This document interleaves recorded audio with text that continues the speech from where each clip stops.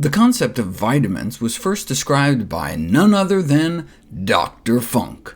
In his landmark paper in 1912, the concept that there were complex compounds that our body couldn't make from scratch, and so had to get from our diet. By the mid-20th century, all of the vitamins had been discovered and isolated, but it wasn't until the 60s that we realized that certain fats were essential too. In 1929, the necessity for fat was definitively settled in the diet of the rat. But when one of the researchers tried a 99% fat-free diet on himself for 6 months, ironically, he felt better. His high blood pressure went away, he felt more energetic, his migraines disappeared.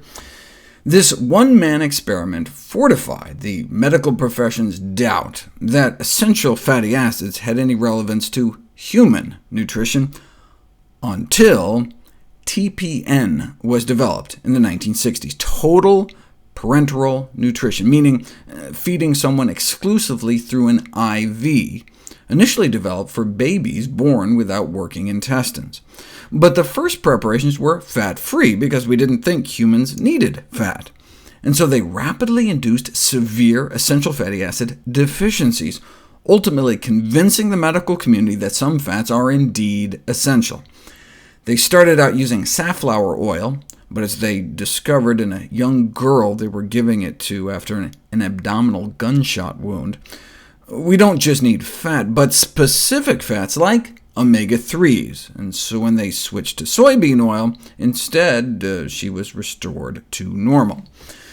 The fact that it took so long and under such extreme circumstances to demonstrate the essential nature of omega-3s illustrates how hard it is to develop overt omega-3 deficiency. Of course, the amount required to avoid deficiency is not necessarily the optimal amount for health. A spoonful of orange juice worth of vitamin C would be enough to avoid scurvy, the overt vitamin C deficiency disease. But no one considers that enough vitamin C for optimal health. What would optimal omega-3 status look like? Well, doubt has been cast on their role in heart health, which appears to be based on a faulty premise in the first place, and so taking extra omega-3s for our heart might not make any sense. But what about for our baby's brain? Extra DHA may not help pregnant or breastfeeding fish eaters, but those who want to avoid the contaminants in fish can take supplements of pollutant-free algae oil to get the best of both worlds for their babies. But what about adults? No apparent psychological or neurological benefit of DHA supplementation for the general public, but what about in those who don't eat fish?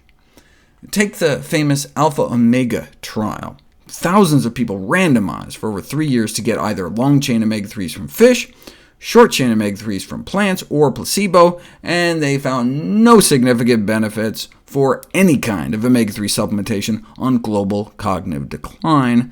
But most were eating fish, already getting preformed DHA in their diet, and so general population studies like this that found no benefit can't fully inform us about the role of DHA in brain health, any more than giving half of these people oranges, finding no difference in scurvy rates, 0 in both groups, and concluding that vitamin C plays no role in scurvy. In 2013, for the first time, DHA supplementation was found to improve memory and reaction time among young adults who rarely ate fish.